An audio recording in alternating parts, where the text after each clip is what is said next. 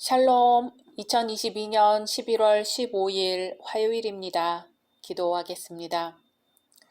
주님, 오늘도 말씀으로 이 하루를 열게 하심을 감사드립니다. 사랑하는 주님, 오늘은 여호수아 특별 새벽기도회 29일 차를 맞습니다. 오늘 하루 십자가에 달리신 예수님을 바라보게 하소서. 우리의 모든 고통을 위해 십자가에 못 박히신 주님을 바라보게 하소서. 예수님의 이름으로 기도드립니다. 아멘. 오늘의 말씀은 여호수아 21장입니다. 그때의 레위 사람의 족장들이 제사장 엘르아살과 눈의 아들 여호수아와 이스라엘 자손의 지파 족장들에게 나와 가나안 땅 실로에서 그들에게 말하여 이르되 여호와께서 모세에게 명령하사 우리가 거주할 성읍들과 우리 가축을 위해 그 목초지들을 우리에게 주라 하셨나이다 하매 이스라엘 자손이 여호와의 명령을 따라 자기의 기업에서 이 성읍들과 그 목초지들을 레위 사람에게 주니라. 그앗 자손을 위하여 가족을 위하여 제비를 뽑았는데 레위 사람 중 제사장 아론의 자손들은 유다 지파와 시므온 지파와 베냐민 지파 중에서 제비 뽑은 대로 10세 성읍을 받았고 그앗 자손들 중에 남은 자는 에브라임 지파의 가족과 단 지파와 므낫세 반 지파 중에서 제비 뽑은 대로 10성읍을 받았으며 게르손 자손들은 이사갈 지파의 가족들과 아셀 지파와 납달리 지파와 바산에 있는 므낫세 반 지파 중에서 제비 뽑은 대로 10세 성읍을 받았더라. 무라리 자손들은 그 가족대로 르우벤 지파와 갓 지파와 스불론 지파 중에서 12성읍을 받았더라. 여호와께서 모세에게 명령하신 대로 이스라엘 자손이 제비 뽑아 레위 사람에게 준 성읍들과 그 목초지들이 이러하니라. 유다 자손의 지파와 시므온 자손의 지파 중에서는 이 아래에 기명한 성읍들을 주었는데 레위 자손 중 그앗 가족들에 속한 아론 자손이 첫째로 제비 뽑혔으므로 아낙의 아버지 아르바의 성읍 유다 산지 기럇 아르바 곧 헤브론과 그 주위의 목초지를 그들에게 주었고 그 성읍의 밭과 그 졸락들은 여분네의 아들 갈렙에게 주어 소유가 되게 하였더라. 제사장 아론의 자손에게 준 것은 살인자의 도피성 헤브론과 그 목초지이요. 또 림나와 그 목초지와 얏딜과 그 목초지와 에스드모아와 그 목초지와 홀론과 그 목초지와 드빌과 그 목초지와 아인과 그 목초지와 유따와 그 목초지와 벳세메스와 그 목초지이니 이 두 지파에서 9성읍을 냈고 또 베냐민 지파 중에서는 기브온과 그 목초지와 게바와 그 목초지와 아나돗과 그 목초지와 알몬과 그 목초지 곧 4성읍을 냈으니 제사장 아론 자손의 성읍은 모두 10세 성읍과 그 목초지들이었더라. 레위 사람인 그앗 자손 중에 남은 자들의 가족들 곧 그앗 자손에게는 제비 뽑아 에브라임 지파 중에서 그 성읍들을 주었으니 곧 살인자의 도피성 에브라임 산지 세겜과 그 목초지이요. 또 게셀과 그 목초지와 깁사임과 그 목초지와 베토론과 그 목초지이니 4성읍이요. 또 단 지파 중에서 준 것은 엘드게와 그 목초지와 기쁘돈과 그 목초지와 아얄론과 그 목초지와 가드림몬과 그 목초지이니 4성읍이요. 또 므낫세 반 지파 중에서 준 것은 다아낙과 그 목초지와 가드림몬과 그 목초지이니 2성읍이라. 그앗 자손의 남은 가족들을 위한 성읍들은 모두 10성읍과 그 목초지들이었더라. 레위 가족의 게르손 자손에게는 므낫세 반 지파 중에서 살인자의 도피성 바산 골란과 그 목초지를 주었고 또 브에스드라와 그 목초지를 주었으니 2성읍이요. 이사갈 지파 중에서는 기시온과 그 목초지와 다브랏과 그 목초지와 야르뭇과 그 목초지와 엔간님과 그 목초지를 주었으니 4성읍이요. 아셀 지파 중에서는 미살과 그 목초지와 압돈과 그 목초지와 헬갓과 그 목초지와 르홉과 그 목초지를 주었으니 4성읍이요. 납달리 지파 중에서는 살인자의 도피성 갈릴리 게데스와 그 목초지를 주었고 또 함못 돌과 그 목초지와 가르단과 그 목초지를 주었으니 3성읍이라. 게르손 사람이 그 가족대로 받은 성읍은 모두 10세 성읍과 그 목초지들이었더라. 그 남은 레위 사람 무라리 자손의 가족들에게 준 것은 스불론 지파 중에서 용르암과 그 목초지와 가르다와 그 목초지와 딥나와 그 목초지와 나할랄과 그 목초지이니 네 성읍이요. 루벤 지파 중에서 준 것은 베셀과 그 목초지와 야스와 그 목초지와 그대목과 그 목초지와 무바앗과 그 목초지이니 네 성읍이요. 갓 지파 중에서 준 것은 살인자의 도피성 길르앗 라목과 그 목초지이요. 또 마하나임과 그 목초지와 헤스본과 그 목초지와 야셀과 그 목초지이니 모두 네 성읍이라. 이는 레위 가족의 남은 자 곧 무라리 자손이 그들의 가족대로 받은 성읍이니 그들이 제비 뽑아 얻은 성읍이 12성읍이었더라. 레위 사람들이 이스라엘 자손의 기업 중에서 받은 성읍은 모두 48성읍이요. 또 그 목초지들이라.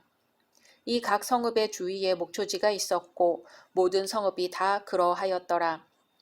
여호와께서 이스라엘의 조상들에게 맹세하사 주리라 하신 온 땅을 이와 같이 이스라엘에게 다 주셨으므로 그들이 그것을 차지하여 거기에 거주하였으니 여호와께서 그들의 주위에 안식을 주셨으되 그 조상들에게 맹세하신 대로 하셨으므로 그들의 모든 원수들 중에 그들과 맞선 자가 하나도 없었으니 이는 여호와께서 그들의 모든 원수들을 그들의 손에 넘겨주셨음이니라. 여호와께서 이스라엘 족속에게 말씀하신 선한 말씀이 하나도 남음이 없이 다 응하였더라. 아멘. 지난 여호수아 20장에서 6 도피성이 선정된 데 이어 이제 두 번째로 레위 지파에게 48성읍이 주어집니다. 1절에서 7절은 레위 지파의 성읍 분배에 대해 기록합니다. 이스라엘 각 지파의 땅 분배 작업이 끝나자 레위 지파의 족장들은 일전에 지시하셨던 하나님의 명령에 근거하여 자신들이 거할 성읍과 가축 먹일 목초지들을 요구합니다. 그리하여 각 가게별로 제비 뽑아 도합 48성읍을 얻습니다. 아론 자손은 13성읍, 그핫 자손은 10성읍, 게르손 자손은 13성읍, 무라리 자손은 12성읍입니다. 이상의 내용에서 우리는 레위 지파의 겸손과 이스라엘 자손들의 형제애를 엿볼 수 있습니다. 왜냐하면 레위 자손들은 봉사 직분을 앞세워 누구보다도 먼저 자신들의 성읍을 요구할 수도 있었기 때문입니다. 하지만 그들은 다른 지파들이 모두 기업을 받을 때까지 자기들의 요구를 보류하고 있었으니 봉사자에게 요구되는 참으로 겸손한 자세가 아닐 수 없습니다. 또한 이스라엘 자손들은 개인의 욕심을 버리고 하나님의 명령에 순종하여 자신들의 성읍을 레위 지파와 나누어 가졌습니다. 저들에게 형제애가 없었거나 사욕을 버리지 못했다면 이미 받은 바 자신들의 기업을 레위 지파에게 선뜻 내놓지 않았을 것입니다. 이것은 오늘날 교회의 성직자든 교회 교인이든 저들이 마땅히 지녀야 할 봉사관, 물질관, 기타 형제 등에 대하여 일깨워주기 충분합니다. 이스라엘의 가나안 정복 전쟁 이후에 12지파 중에서 레위 지파를 제외한 나머지 11지파들은 제비 뽑기에 의해 가나안 땅의 기업을 분배받았습니다. 레위 지파에게 기업이 분배되지 않은 이유는 그들은 일반 생업에 종사하는 것이 아니라 하나님께 드려질 이스라엘의 모든 장자들을 대신하여 하나님께 드려진 사람들이었기 때문입니다. 11지파의 사람들이 기업을 물려받은 땅에서 모여 살게 되어 있는 반면에 레위지파 사람들은 11지파들 사이에 흩어져 살도록 명령받았습니다. 그들의 주요 임무는 11지파 사람들에게 필요한 율법 교육, 신앙, 종교 행정 등을 가르치는 것이었습니다. 그들은 하나님의 백성들을 위한 종교 지도자의 역할을 감당하게 된 것입니다. 레위인이 전국에 흩어져 11지파의 기업들 속에서 살게 된 것은 예루살렘 성전을 중심으로 이루어지는 종교적 행사나 기능이 집중됨으로써 11지파 사이에 일어날 수 있는 분열을 적절하게 각 지방으로 분산 배치하는 데 효과적이었습니다. 주로 성소에서 봉사하도록 선택된 제사장들과 레위인들은 예루살렘을 중심으로 유다지파, 베냐민지파, 시므온지파에서 성읍을 할당받게 되었습니다. 일반 레위 지파 사람들은 위의 세 지파를 제외한 나머지 지파들과 함께 살도록 되어 있었습니다. 레위 지파 사람들은 열한 지파 사람들이 분배받은 기업 중에서 다시 재분배받았으며 백성들이 바치는 곡식들과 가축들의 11조에 의해 생계를 영위하였습니다. 8절에서 42절은 레위지파의 성읍 명단이 나옵니다. 이 명단에 의하면 레위지파가 얻은 성읍은 이스라엘 전역에 걸쳐 골고루 분산되어 있습니다. 레위지파는 각 땅에 흩어져 백성들 가운데 하나님의 말씀과 뜻을 펼치며 공의를 실행하도록 하기 위함이었습니다. 레위인은 오직 자신이 태어난 곳에서 일생을 보내야 했으나 본인이 원한다면 중앙 성소에서 봉사할 수도 있었습니다. 43절에서 45절은 땅 분배의 결론입니다. 이제 레위지파가 거주할 성읍이 정해짐으로써 명실공히 가나안 땅 분배 작업이 끝났음을 선포합니다. 여기서 강조되고 있는 것은 이 모든 역사가 결국은 하나님에 의해 성취되었고 하나님의 약속이 실현된 것이라는 점입니다. 즉 하나님께서는 이미 오래전 이스라엘의 조상들에게 가나안 땅을 주시겠다고 언약하셨습니다. 그러한 약속이 이제 그 후손들에게 성취되어서 모든 이스라엘 자손은 가나안 땅을 골고루 나누어 가지게 된 것입니다.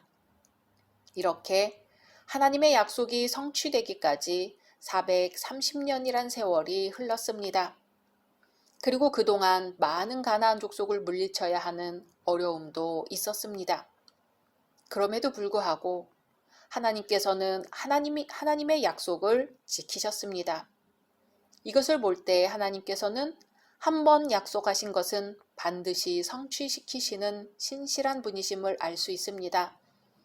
그러므로 영원한 하늘 가나안에 관한 약속을 받은 우리 성도들도 약속에 신실하신 하나님을 굳게 믿어 유동치 아니하고 각자에게 부여된 사명에 충실해야 할 것입니다. 레위인은 이스라엘 사람들이 각 지파별로 땅을 나눌 때 따로 분깃을 받지 않았습니다. 하나님이 그들의 기업이기 때문이지요. 그러나 그들도 거처할 곳이 필요했기에 하나님이 허락한 성읍들을 각 지파들로부터 나누어 받았습니다. 레위인들은 다른 지파들처럼 모여서 사는 것이 아니라 각 지파 땅에 흩어져 살면서 하나님의 일을 담당했습니다. 이 때문에 다른 지파 사람들은 가까운 곳에서 하나님 섬기는 일을 하는 레위인들을 볼 수 있었고 덕분에 좀 더 하나님을 생각할 기회를 가질 수 있었습니다. 하나님께서는 우리가 널리 흩어져 살기를 원하십니다. 생육하고 번성하여 땅에 충만하라고 하셨지요. 우리끼리 모여서 우리의 즐거움만을 찾으며 살기를 바라지 않으시고 곳곳에서 우리가 우리의 역할을 해주기를 기대하십니다. 세계 곳곳에서 사역하는 수많은 선교사들과 국내에서도 교회가 없는 곳에 흩어져 교회를 세우는 목회자들이 있습니다. 이들 역시 하나님의 뜻에 맞추어 살고 있습니다. 하지만 선교사나 목회자들만 그런 역할을 감당해야 하는 것은 아닙니다. 하나님을 알지 못하는 사람이나 하나님에 대해 생각조차 할 여지가 없는 비그리스도인들 사이에 사는 우리 모두가 그런 역할을 해야 합니다. 그리스도인이라고 하면서 교인들끼리만 어울리고 있다면 문제가 없다고 할 수 없습니다. 심한 경우에는 친한 교인들과 어울리지 못할까봐 전도하는 것을 꺼리는 성도들도 있습니다. 교인들끼리 친하게 지내며 서로 돕는 것은 당연한 일이나 교인들끼리만 그런다면 그것은 문제입니다. 우리 모두는 세상에서 레위인이기 때문입니다. 각 땅에 흩어져 살면서 다른 이들에게 하나님을 떠올리게 하고 하나님을 알게 하고 하나님을 믿고 따르게 할 의무가 우리에게 있습니다. 우리가 흩어져 살면서 우리의 역할을 제대로 감당하면 하나님의 나라는 더 확장될 수 있다는 것을 기억해야 할 것입니다. 예수님은 우리를 제자로 부르시고는 유대와 사마리아 땅끝까지 가서 복음을 전하라고 하셨습니다. 우리가 있는 각 지역에서 우리를 통해 예수님의 향기가 나고 우리를 통해 예수님에 대해 듣게 하고 우리를 통해 예수님에 대해 생각하게 하는 것, 오늘날 레위인이자 예수님의 제자된 우리의 사명입니다. 각자 말씀 묵상하신 후 주기도문으로 마치겠습니다.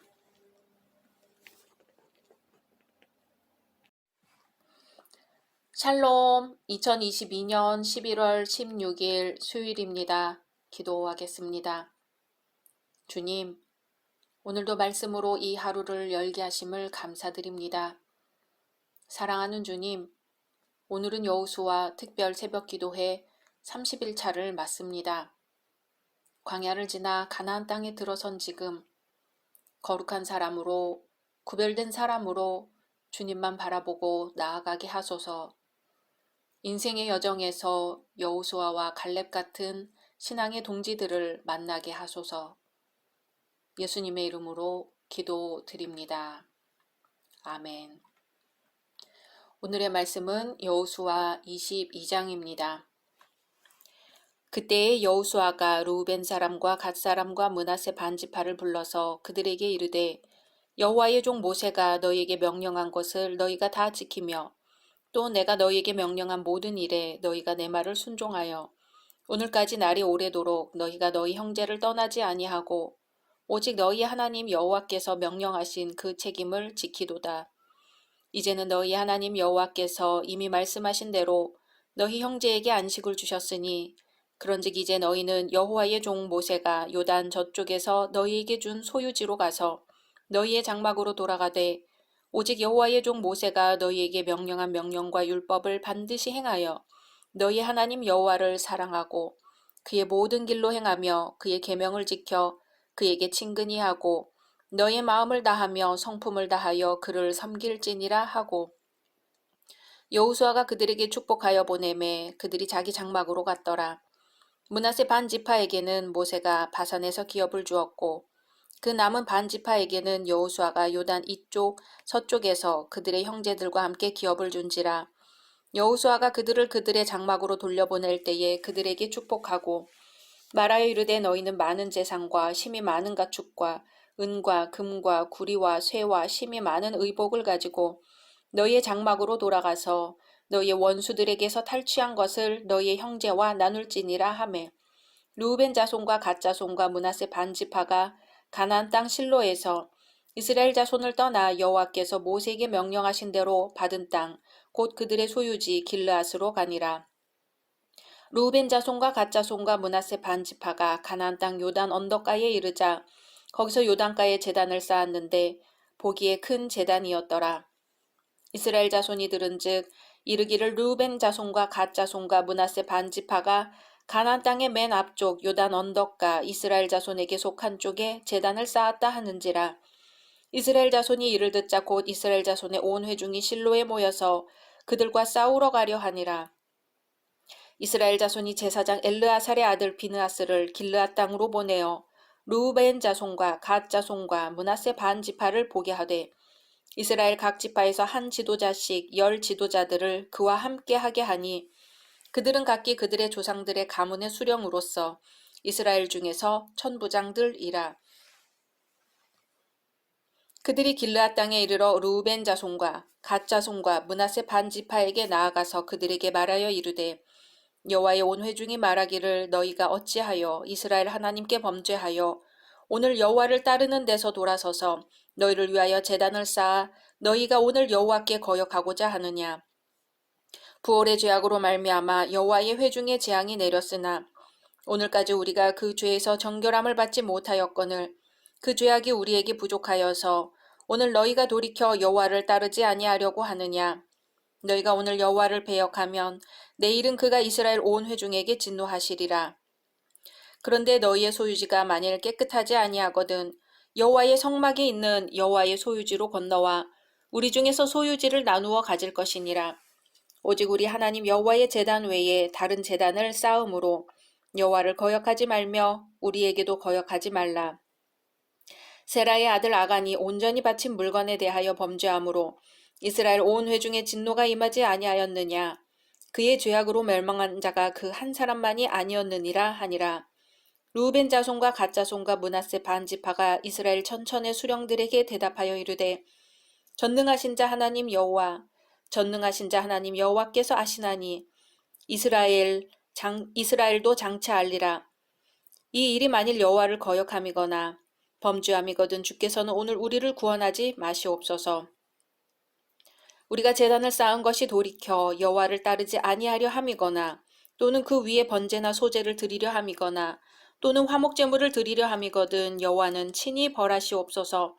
우리가 목적이 있어서 주의하고 이같이 하였노라. 곧 생각하기를 후일에 너희의 자손이 우리 자손에게 말하여 이르기를 너희가 이스라엘 하나님 여호와와 무슨 상관이 있느냐.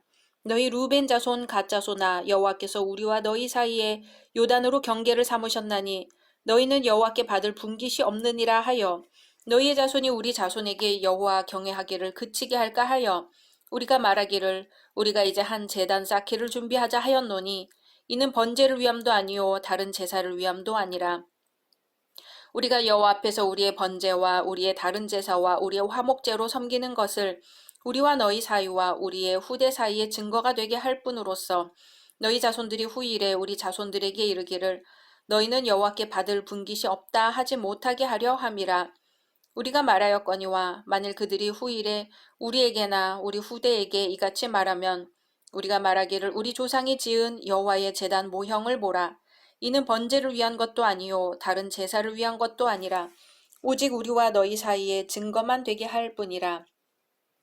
우리가 번제나 소제나 다른 제사를 위하여 우리 하나님 여호와의 성막 앞에 있는 제단 외에 제단을 쌓음으로 여호와를 거역하고 오늘 여호와를 따르는 데에서 돌아서려는 것은 결단코 아니라 하리라.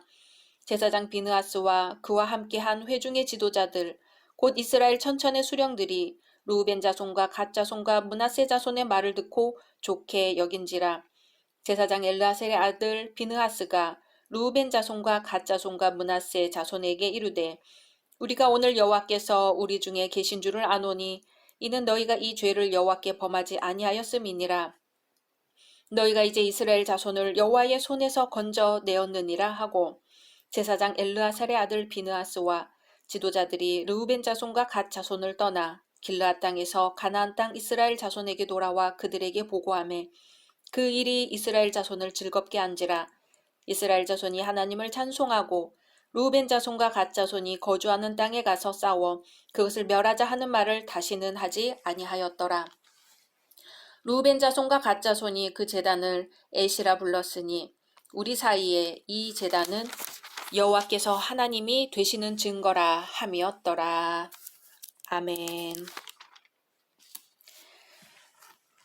12지파의 영토 분배, 도피성 선정, 그리고 레위지파의 성읍 분배가 종결된 후 가나안 정복 전쟁에서 혁혁한 공을 세운 루벤, 갓, 므낫세 반지파가 자기들의 기업인 요단 동편 땅으로 귀환하는 장면이 오늘 말씀입니다.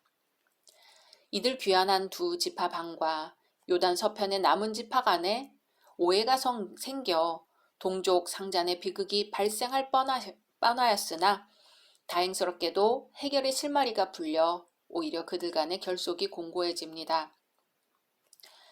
1절에서 9절은 가나안 정복 전쟁이 일단락되자 여호수아가 요단 동편 땅을 기업으로 받은 르우벤, 갓, 므낫세 반지파에 대하여 귀환 조처를 취하는 장면이 나옵니다. 먼저 여호수아는 르우벤, 갓, 므낫세 반지파 사람들을 불러서 그들이 모세의 명령과 여호수아 자신의 명령을 잘 순종하였음과 그들의 하나님께 대한 충실함이 장기간 계속되었음을 칭찬합니다. 아울러 그들이 기업으로 받았던 요단 동편 땅으로 돌아가 하나님을 잘 섬길 것을 권면하면서 금, 은, 동, 철과 많은 의복을 주며 그들을 축복합니다. 이러한 여호수아의 지시가 있자 르우벤, 갓, 므낫세 반지파는 수년 만에 그들이 기업으로 얻은 땅인 요단 동편으로 귀환하게 됩니다. 이처럼 수년 동안 가나안 서편 땅 정복을 위해 고군분투하던 이들 두 지파반이 이제 자신들의 장막에 있는 요단 동편 땅으로 돌아가게 되었다는 것은 곧 안식을 의미할 수도 있습니다. 그러나 이들에 대해서조차 여호수아가 영적 각성을 촉구하고 있음을 주목해야 합니다. 이는 곧 그들이 비록 전쟁을 끝내고 귀향하는 자들이었지만 자신들의 처소에서도 끊임없는 영적 전투를 위해 계속 무장하지 않으면 안 되었음을 의미하기 때문입니다. 마찬가지로 오늘날 우리 성도들은 선한 싸움을 위해 부름받은 하나님의 군사입니다. 그리고 그 영적 싸움은 우리가 온전히 하나님 나라에서 영원한 안식을 누리기 전까지는 계속될 것입니다. 그러니 언제 어느 곳에서든 긴장을 풀지 말아야겠습니다. 잠시라도 방심하였다가는 우리의 대적 마귀에게 허를 찔리고 말 것입니다. 10절에서 20절은 여호수아의 지시를 좇아 요단 동편 땅으로 귀환하던 루벤, 갓, 므낫세 반지파가 요단 강가에 이르러 제단을 쌓는 장면이 나옵니다. 그러나 이들의 의도와는 달리 제단을 세운 일로 인해 요단 서편 땅 지파들의 오해와 분노, 염려를 불러일으키게 됩니다. 즉 두 지파 반은 귀환 도중 요단 강가에 이르자 감회가 새로웠지요. 사랑하는 가족을 뒤로한 채 가나안 정복을 위해 이스라엘 선두에 서서 요단강을 건넜습니다. 그런데 이제는 모든 임무를 완수하고 다시금 건너 고향으로 가게 되었기 때문입니다. 그래서 그들은 그동안의 하나님의 도우심을 상기하며 또한 요단 서편에 남은 동족들을 기억하며 후손들과 더불어 신앙적, 민족적 유대감을 공고히 하기 위해 그 강가에 기념제단을 세웠습니다. 그러나 이것이 곧 요단 서편 땅 지파들의 오해를 불러일으키고 말았어요.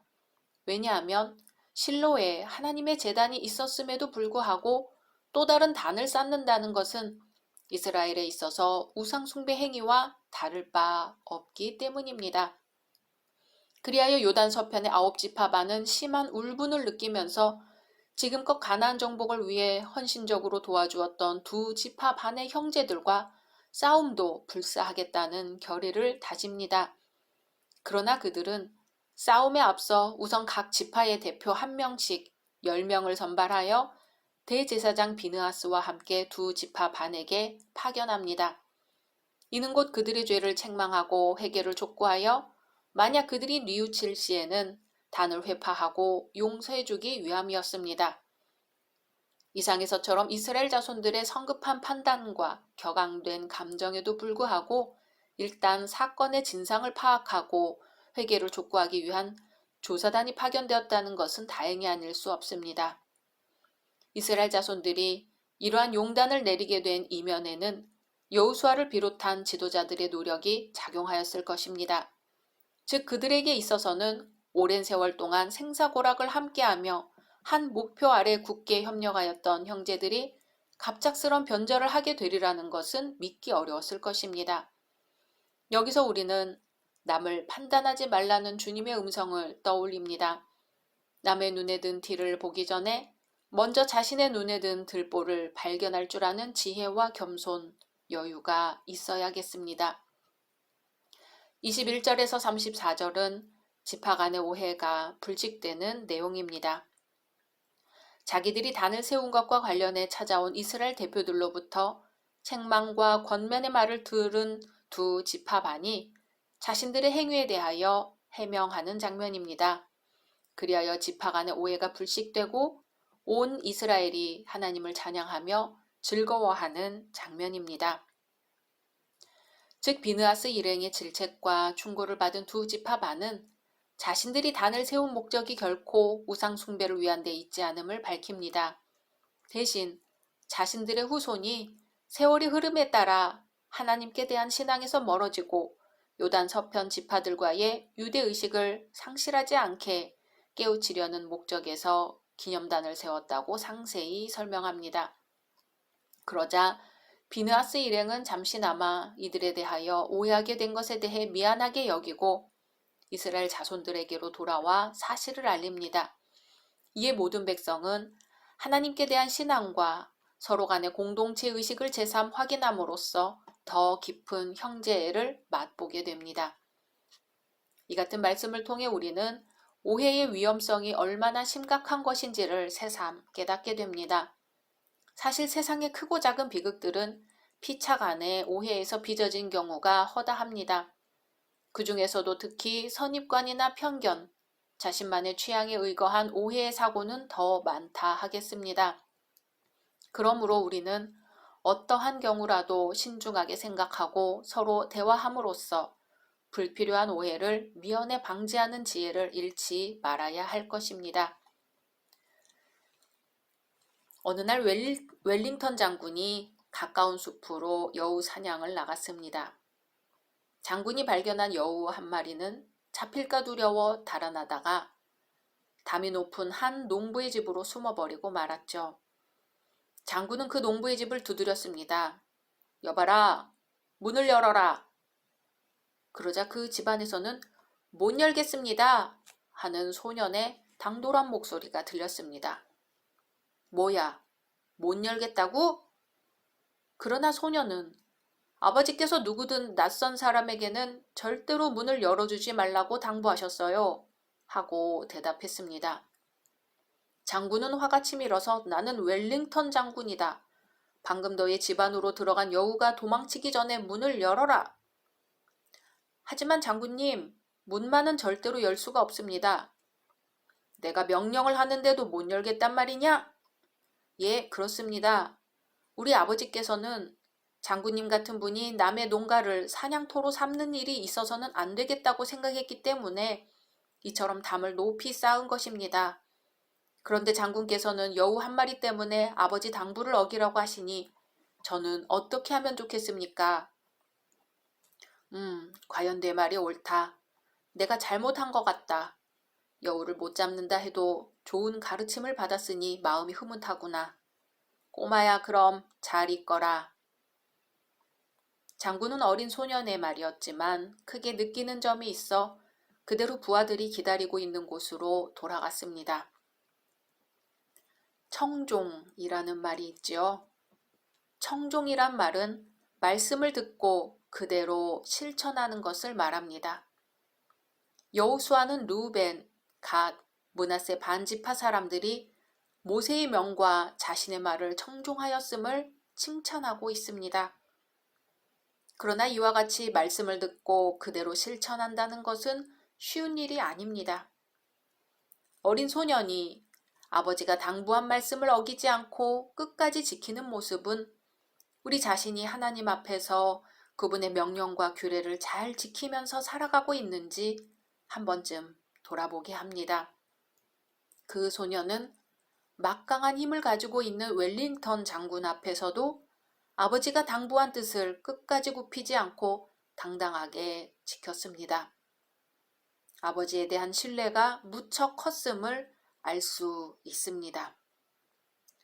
우리는 하나님의 법을 지키기보다는 세상의 거대한 힘을 먼저 두려워하여 그 앞에 굴복하고 맙니다. 신앙생활을 오래 할수록 말씀은 많이 듣지만 실천하는 것은 거기에 비해 부족한 경우가 많습니다. 예수님은 십자가 고난을 앞두고 내 뜻대로 마옵시고 아버지 뜻대로 하옵소서 기도하시며 하나님 아버지의 뜻에 청종하셨습니다. 하나님의 뜻을 듣고 그 말씀대로 작은 것 하나라도 실천할 수 있다면 이번 특별 새벽 기도회에서 얻은 작고도 큰 열매가 될 것입니다.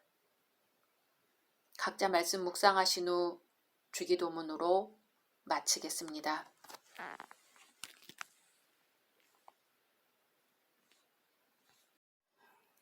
샬롬, 2022년 11월 17일 목요일입니다. 기도하겠습니다. 주님, 오늘도 말씀으로 이 하루를 열게 하심을 감사드립니다. 사랑하는 주님, 오늘은 여호수아 특별 새벽기도회 31일 차를 맞습니다.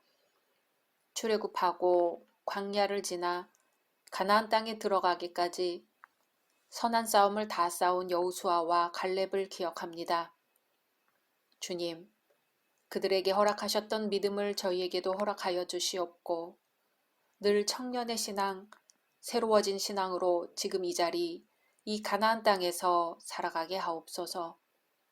예수님의 이름으로 기도드립니다. 아멘. 오늘의 말씀은 여호수아 23장입니다.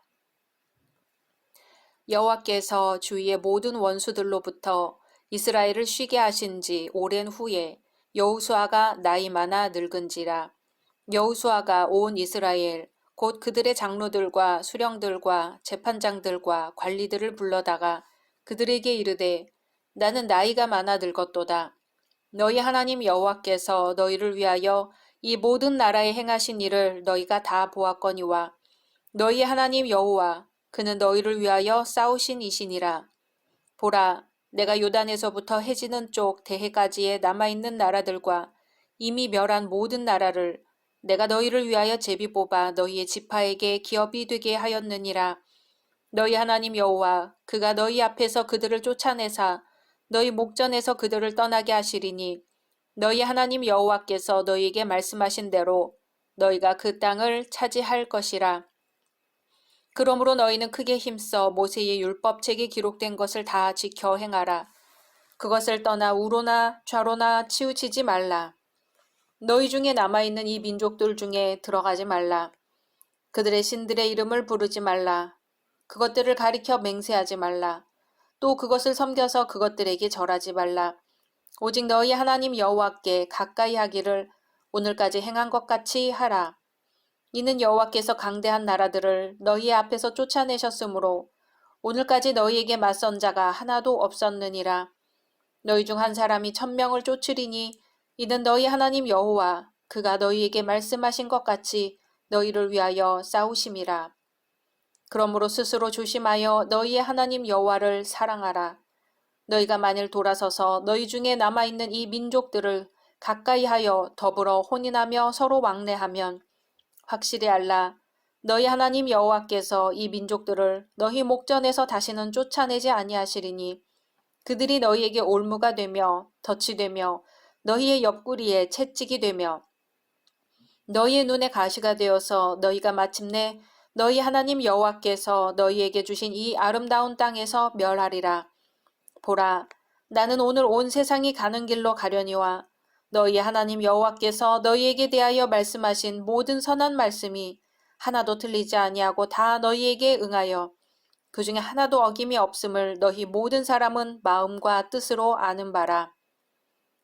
너희 하나님 여호와께서 너희에게 말씀하신 모든 선한 말씀이 너희에게 임한 것 같이 여호와께서 모든 불길한 말씀도 너희에게 임하게 하사 너희 하나님 여호와께서 너희에게 주신 이 아름다운 땅에서 너희를 멸절하기까지 하실 것이라. 만일 너희가 너희 하나님 여호와께서 너희에게 명령하신 언약을 범하고 가서 다른 신들을 섬겨 그들에게 절하면 여호와의 진노가 너희에게 미치리니 너희에게 주신 아름다운 땅에서 너희가 속히 멸망하리라 하니라. 아멘. 여호수아서는 크게 1장에서 12장까지 가나안 정복에 관한 기록과 13장에서 22장까지 가나안 분할에 관한 기록, 그리고 오늘 23장과 24장은 여호수아의 마지막 고별 연설과 죽음에 관한 기록으로 여호수아서의 결론 부분으로 이루어져 있습니다. 1절에서 13절에는 여호수아의 첫 번째 고별사가 나옵니다. 여호수아는 갈렙과 더불어 출애굽 1세대입니다. 그래서 그간 가나안 땅을 정복하고 그 땅을 백성들에게 분배하기까지 수십 년의 세월을 보낸 지금 이제 죽음을 눈앞에 둔 백발 노인이 아닐 수 없습니다. 이러한 때 여호수아는 조용히 이스라엘의 장로들과 두령, 재판장들과 유사들을 불러 마지막 유언에 가까운 고별사를 합니다. 먼저 여호수아는 이스라엘을 대표한 지도자들에게 하나님의 은혜를 상기시킵니다. 그리고선 그러한 하나님의 은혜에 대하여 이스라엘이 마땅히 취해야 할 행동에 대하여 주지시킵니다. 즉 여호수아는 지금까지 가나안 족속들을 정복해 하신 분도 하나님이시오, 또한 장차 남아있는 가나안 족속을 정복하게 하실 분도 하나님이심을 강조합니다. 그리고 그러한 하나님에 대하여 이스라엘이 보답할 수 있는 길은 오직 그분의 율법을 충실히 지키며 변함없이 하나님을 사랑하는 것임을 일깨워줍니다. 이처럼 우리가 과거 하나님께로부터 받았고 지금도 받고 있고 앞으로도 받을 은혜에 대하여 기억하고 생각하는 것은 하나님께 진정한 감사와 경배를 돌릴 수 있는 조건을 마련해 줍니다. 성경이 우리에게 명하는 바 항상 기뻐하라, 범사에 감사하라는 말씀도 이러한 맥락입니다. 14절에서 16절은 여호수아의 두 번째 고별사입니다. 앞에서 하나님의 은혜와 그에 대하여 이스라엘이 마땅히 취해야 할 태도를 교훈한 여호수아는 이제 본문에서 이스라엘에게 경고의 말을 주는 것도 잊지 않습니다. 이스라엘이 하나님을 경외하며 그 율법을 준수하는 것이 마땅함에도 불구하고 그들이 하나님을 배반하면 하나님의 징계를 당할 수밖에 없다는 것이 요지입니다. 여호수아는 임종을 앞두고서도 백성들을 모아 그들에게 마지막 설교를 하고 있습니다. 최후의 순간까지도 이스라엘 백성들에 대한 섬김의 자세를 잃지 않고 자신의 모든 시간을 쏟아 하나님께서 이스라엘 백성들에게 베풀어 주신 은혜를 기억하고 하나님만 섬길 것을 가르치는 것이죠. 그토록 험난했던 광야 생활과 가나안 정복 전쟁, 그리고 기업 분배를 마친 지금 혹시나 앞으로 이스라엘 백성들이 이전에 베풀어 주신 하나님의 은혜를 망각하고 하나님을 버리지 않을까 염려하였기에 그는 마지막 힘을 다하여 백성들에게 훈계하였을 것입니다. 여호수아는 죽음과 투쟁하는 연약한 모습으로서가 아니라 오히려 더욱 강한 정신력을 가지고 하나님께만 초점을 맞추고 하나님의 영광과 존귀에만 전념하였습니다. 죽음은 그 사람이 어떤 사람인가를 구별시켜주는 시금석과 같습니다. 사람들은 생애 최후의 순간이 오면 자기가 가장 사랑하던 것에 대해 말하기 마련입니다. 여호수아는 가장 사랑했던 대상이 이 세상의 것이 아니라 하나님이었기 때문에 하나님에 대해서 강조합니다. 여호수아는 죽음의 순간이 오자 이렇게 생각했던 것 같습니다. 내가 죽은 후에 이스라엘 백성들이 하나님에 대해서 어떤 생각을 가지게 될까? 과연 하나님의 은혜를 잊어버리지 않고 하나님만을 섬기게 될까? 나는 눈을 감기 전에 반드시 이 사실을 강조해야겠다라고요. 이 세상을 영원히 떠나는 자리에서 여호수아는 하나님께서 어떠한 분이신지를 다시 한번 백성들에게 말합니다. 마찬가지로 성도라면 누구나 다 모름지기 여호수아의 이러한 자세를 배워야 합니다. 그래서 여호수아처럼 젊었을 때나 늙었을 때나 변함없이 하나님을 사랑하고 하나님께 순종하는 사람이 되어야 합니다. 그리고 마지막 죽음의 순간까지도 예수 그리스도를 증거하는 신앙인이 되어야 합니다. 우리 모두는 다 그리스도의 증인으로 부름받은 자들이기 때문입니다.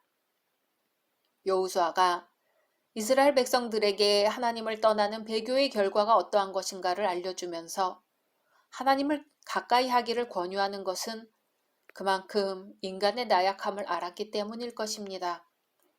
은혜를 충분히 받은 이스라엘 백성이지만 언제 어느 때 하나님을 떠나 다른 신을 섬기게 될지도 모른다고 생각하고 그때 임하게 될 하나님의 진노를 언급한 것이죠. 우리 자신도 지금까지 받은 하나님의 은혜를 버리고 그 말씀에서 떠나 다른 것에서 인생의 즐거움을 찾으려고 하는 은근한 유혹을 느끼지 않았는지 반성해 봐야겠습니다. 혹시 내가 그리스도인이 아니었다면 지금보다 더 나은 생활을 누리고 있을지도 모른다거나 왠지 하나님을 믿는 것이 자신을 왜소하게 하고 손해보고 사는 것이 아닌가 생각한 적은 없었을까요? 그래서 이 세상에 있는 것을 마음대로 누리고 자유롭게 사는 사람들의 인생이 멋지고 훌륭하게 보여 순간적으로 나도 한번 그렇게 살고 싶다는 생각을 해본 적은 없었을까요? 그러나 조금씩 세상의 방식을 좇다 보면 나중에는 하나님과 멀어져 그 말씀에서 영원히 떠나게 될 것입니다. 정신을 차리고 분명히 경계해야 할 것입니다. 여호와를 경외하는 것이 지식의 근본이라고 했습니다. 돈이 많다고 삶이 행복해지는 것이 아니고 지식을 많이 쌓았다고 해서 인생에 문제가 없는 것도 아닙니다. 오직 하나님과의 바른 관계 속에서 삶의 의미를 깨달을 때에야 비로소 인생을 어떻게 살아야 할지 가늠할 수 있습니다. 자녀들에게 하나님을 알도록 해야겠습니다. 어떻게 하나님과 관계를 맺어야 하는지, 하나님과 함께하는 삶이 얼마나 행복하고 가치 있는 것인지 가르쳐 줘야겠습니다. 그것이 우리가 후손에게 줄 수 있는 가장 귀하고 중요한 유산이 될 것입니다. 각자 말씀 묵상하신 후 주기도문으로 마치겠습니다.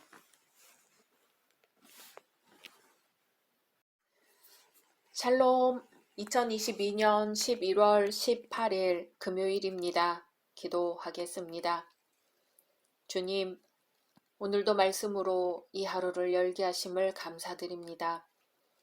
사랑하는 주님, 오늘은 여호수아 특별 새벽 기도회 마지막 32일 차를 맞습니다. 많은 기도 제목들을 갖고 시작했는데 벌써 마지막이 되었습니다. 여호수아가 걸어간 길, 담대한 길, 위대한 길, 순종의 길을 돌아봅니다. 저희의 삶 또한 담대한 삶, 위대한 삶, 순종의 삶이 되게 하소서. 예수님의 이름으로 기도드립니다. 아멘. 오늘의 말씀은 여호수아 24장입니다. 여호수아가 이스라엘 모든 지파를 세겜에 모으고 이스라엘 장로들과 그들의 수령들과 재판장들과 관리들을 부르매 그들이 하나님 앞에 나와 선지라. 여호수아가 모든 백성에게 이르되 이스라엘의 하나님 여호와께서 이같이 말씀하시기를 옛적에 너희의 조상들 곧 아브라함의 아버지 나홀의 아버지 데라가 강 저쪽에 거주하여 다른 신들을 섬겼으나 내가 너희의 조상 아브라함을 강 저쪽에서 이끌어내어 가나안 온 땅에 두루 행하게 하고 그의 씨를 번성하게 하려고 그에게 이삭을 주었으며 이삭에게는 야곱과 에서를 주었고 에서에게는 세일산을 소유로 주었으나 야곱과 그의 자손들은 애굽으로 내려갔으므로 내가 모세와 아론을 보내었고 또 애굽에 재앙을 내렸나니 곧 내가 그들 가운데 행한 것과 같고 그 후에 너희를 인도하여 내었노라. 내가 너희의 조상들을 애굽에서 인도하여 내어 바다에 이르게 한즉 애굽 사람들이 병거와 마병을 거느리고 너희의 조상들을 홍해까지 쫓아오므로 너희의 조상들이 나 여호와께 부르짖기로 내가 너희와 애굽 사람들 사이에 흑암을 두고 바다를 이끌어 그들을 덮었나니 내가 애굽에서 행한 일을 너희의 눈이 보았으며 또 너희가 많은 날을 광야에서 거주하였느니라.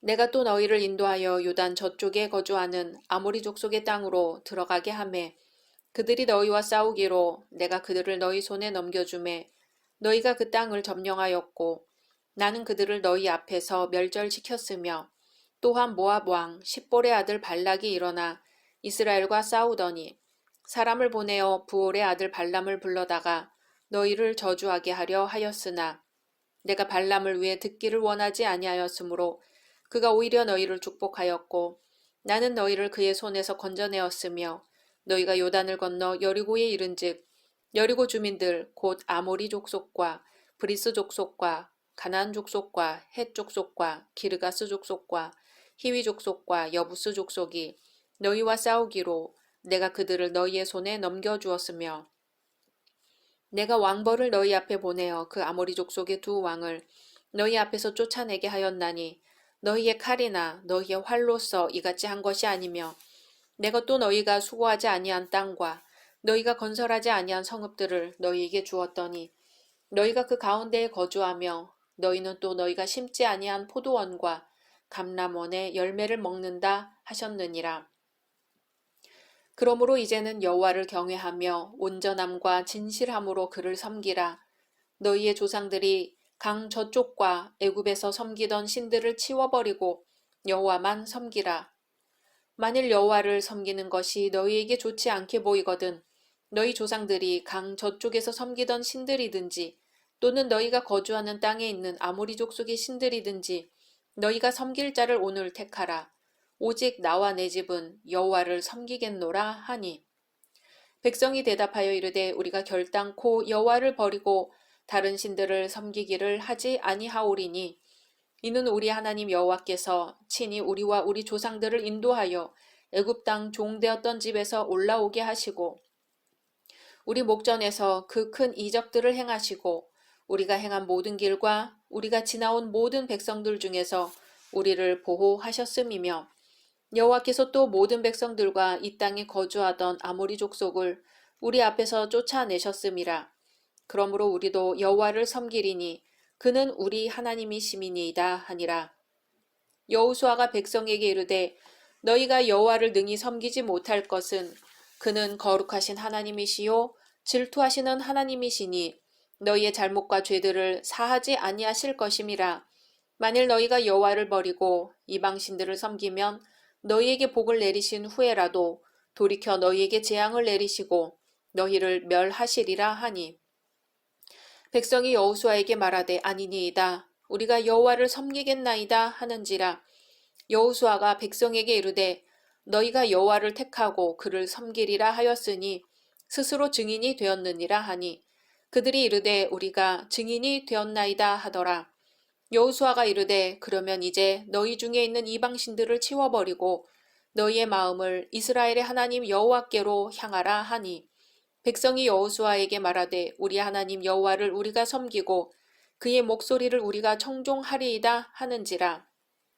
그날에 여호수아가 세겜에서 백성과 더불어 언약을 맺고 그들을 위하여 율례와 법도를 제정하였더라.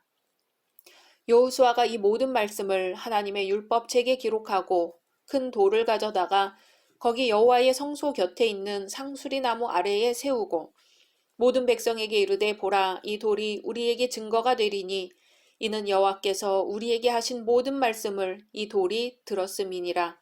그런즉 너희가 너희의 하나님을 부인하지 못하도록 이 돌이 증거가 되리라 하고 백성을 보내어 각기 기업으로 돌아가게 하였더라. 이 일 후에 여호와의 종 눈의 아들 여호수아가 110세에 죽음에 그들이 그를 그의 기업의 경내 딥낫세라에 장사하였으니 딥낫세라는 에브라임 산지 가하스산 북쪽이었더라. 이스라엘이 여호수아가 사는 날 동안과 여호수아 뒤에 생존한 장로들 곧 여호와께서 이스라엘을 위하여 행하신 모든 일을 아는 자들이 사는 날 동안 여호와를 섬겼더라. 또 이스라엘 자손이 애굽에서 가져온 요셉의 뼈를 세겜에 장사하였으니 이곳은 야곱이 백크시타를 주고 세겜의 아버지 하몰의 자손들에게서 산 밭이라. 그것이 요셉 자손의 기업이 되었더라. 아론의 아들 엘르아살도 죽음에 그들이 그를 그의 아들 비느하스가 에브라임 산지에서 받은 산에 장사하였더라. 아멘. 오늘 말씀은 여호수아의 생애와 통치에 관해 종결짓고 있는 부분입니다. 지금까지 여호수아는 이스라엘의 지도자로서 수많은 가나안 전투들을 승리로 이끌었고 또한 땅을 각 지파들에게 분배했었지요. 1절에서 13절은 하나님의 구원 역사를 회고하는 장면입니다. 앞장에서 유언적 고별사를 한 여호수아는 이제 마지막 기력과 마지막까지 남은 시간을 다하여 온 이스라엘과 그 지도자들에게 여호와 신앙을 고취시키려 힘씁니다.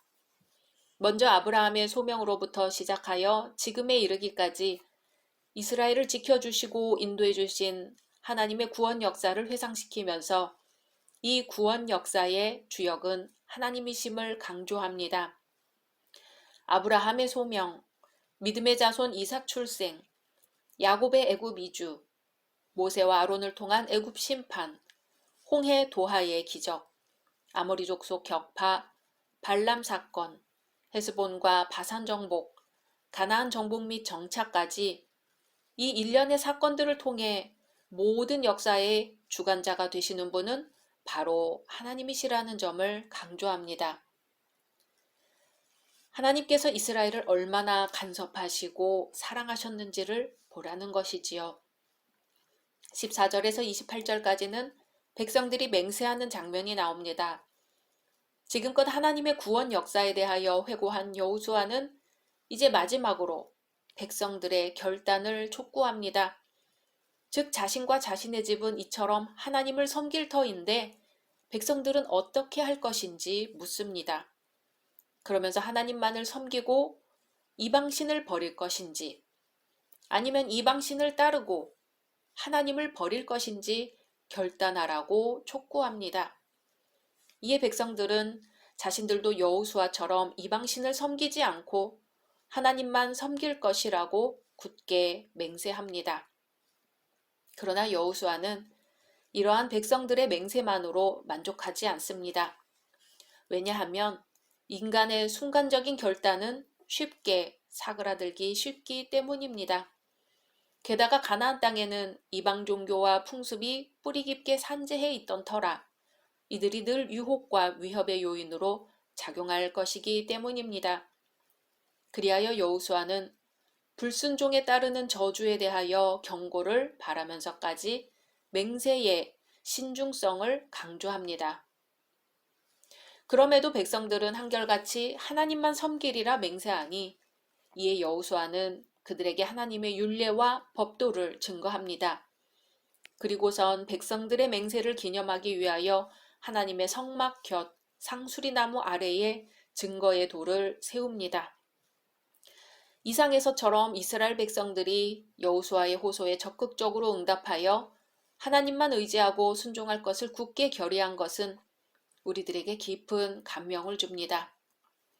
왜냐하면 그들의 결의는 여호수아가 들려준 회고담을 통해 이스라엘 역사 가운데 역사하신 하나님의 섭리에 전심으로 공감했기 때문입니다.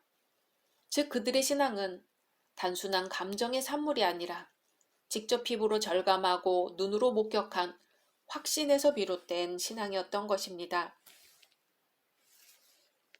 오늘날 예수 그리스도를 믿는 우리들도 우리의 전 존재가 그분을 체험하고 그분과 인격적 교제를 나누는 가운데 성숙된 신앙을 견지해야지 결코 관념적이거나 일시적인 감정에 치우친 신앙을 답습해서는 안 될 것입니다. 29절에서 33절은 여호수아서 전체를 마감하는 결론부입니다. 여기에는 먼저 하나님의 용감한 군사로서 또한 이스라엘의 지도자로서 이스라엘의 가나안 정복과 정착을 위해 용맹스런 싸움을 싸웠던 여호수아의 죽음과 장사가 언급됩니다. 다음으로 요셉의 유골이 가나안 땅 세겜에 안장된 사실과 대제사장 엘르아살의 죽음이 언급됩니다. 여기서 여호수아의 죽음이 매우 간략하게 언급된 것을 볼 수 있습니다. 이것은 여호수아서가 여호수아의 전기가 아니라 여호수아를 통한 하나님의 역사하심을 기록한 책임을 증거해 줍니다. 또한 대제사장 엘르아살의 죽음에 대해서도 언급하면서도 여호수아 사후 누가 이스라엘의 새로운 지도자가 되어야 하는지에 대해서는 전혀 언급이 없습니다. 이것은 여호수아 이후 비롯되는 사사시대의 특징을 은연중에 암시해 줍니다. 즉 사사시대에는 하나님께로부터 직접적 부르심을 받은 여러 사사들이 지도자로 등장하여 활동하게 될 뿐 모세나 여호수아 같은 카리스마적 대지도자가 없을 것임을 시사하고 있습니다. 이상으로 이스라엘 족장 시대 때부터 주어진 가나안 땅에 대한 하나님의 약속은 온전히 구현되고 이후로는 그 땅에서 살아가는 이스라엘 백성들의 역사가 시작됩니다. 그 첫 문을 여는 장이 사사기이며 거기서도 역시 이스라엘 역사 가운데서 간섭하시고 섭리하시는 하나님의 주권적 사역이 강조됩니다. 우리는 사랑에 보답해야 한다는 말을 많이 합니다. 우리가 부모나 스승의 사랑에 보답하기 위해서는 먼저 주신 사랑과 은혜가 얼마나 크고 고마운 것인지를 깨달아야 합니다. 부모님이니까 주신 것에 대해 당연시하고 고맙게 여기지 않는다면 그것은 감사함을 전혀 모르는 사람입니다. 또한 우리에게 물질적인 도움을 주었거나 정신적으로 큰 힘을 준 사람들을 잊어서는 안 될 것입니다. 우리에게 고마움을 준 사람들의 은혜를 잊어버린다면 사람들은 그런 경우 배은망덕하다고 말합니다. 흔히 사람들은 무슨 굉장한 사건이나 기적 등 특별하고 내게 큰 유익이 되는 것만을 생각해서 하나님이 베풀어 주신 것이 하나도 없다고 합니다. 하지만 곰곰이 생각해 보면 감사해야 할 것들은 참으로 많습니다. 우리와 같은 시대를 사는 사람들 중에서 굶주리는 사람이 있다는 것을 생각해 보면 우리가 세끼 식사를 할 수 있다는 것이 얼마나 감사한가요? 또 가까운 사람들 가운데 고통을 겪고 있는 환자들을 보면 우리가 두 발로 걸을 수 있음이 참으로 감사합니다. 그렇다면 하나님의 사랑에 보답할 수 있는 방법은 무엇일까요? 그것은 바로 계속해서 하나님을 경외하고 성실과 진정으로 섬기는 일입니다. 여호수아가 이스라엘 백성들에게 베푸신 하나님의 역사들을 다시 상기시켜 준 것은 그들로 하여금 하나님의 사랑을 깨닫고 기억하여 오직 하나님만을 섬기기를 바랬기 때문입니다. 우리가 하나님의 사랑에 보답하고자 할 때 하나님을 경외하고 성실과 진정으로 섬기는 일보다 더 크고 중요한 일은 없을 것입니다. 그러기 위해서는 우리가 받은 은혜를 늘 기억해야겠습니다. 어려울 때일수록 과거에 하나님이 내게 주신 은혜를 생각하고 감사한다면 지금의 어려움을 이겨내는 힘이 될 것입니다. 왜냐하면 하나님은 한 번도 우리 곁을 떠난 적이 없으시기 때문입니다. 임마누엘의 하나님은 예수 그리스도를 이 땅에 보내셔서 슬픔 당한 자의 눈물을 닦아주시고 고통당한 자를 위로하시며 소외된 자의 손을 붙들어 주십니다. 지금도 성령께서는 우리를 위하여 말할 수 없는 탄식으로 기도하고 계십니다. 여호수아가 그 어려운 가운데서도 하나님을 바라보았듯이 우리도 십자가를 바라보며 승리의 삶 살게 되기를 소망합니다. 오늘로써 여호수아 특별 새벽 기도회를 은혜 중에 마치게 하신 하나님께 모든 감사와 찬송과 영광을 돌립니다. 아멘. 각자 말씀 묵상하신 후 주기도문으로 마치겠습니다.